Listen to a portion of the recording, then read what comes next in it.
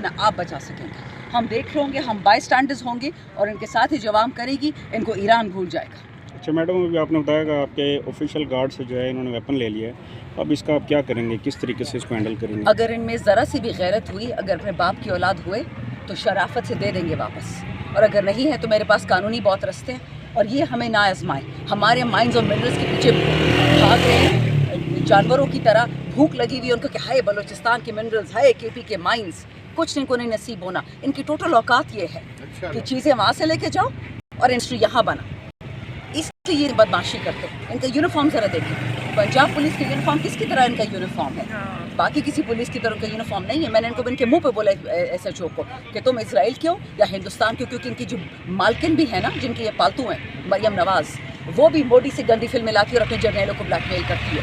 ये हम टोटल इज्जत है, कर ले केसेस जितने करने हैं। इस वक्त मुझ पर 40 पर्चे कटे हुए हैं, 40 और काट लेना तो हम पीछे नहीं हटेंगे। लिस्ट में आपका नाम है या? मैंने जज से परमिशन ली हुई है,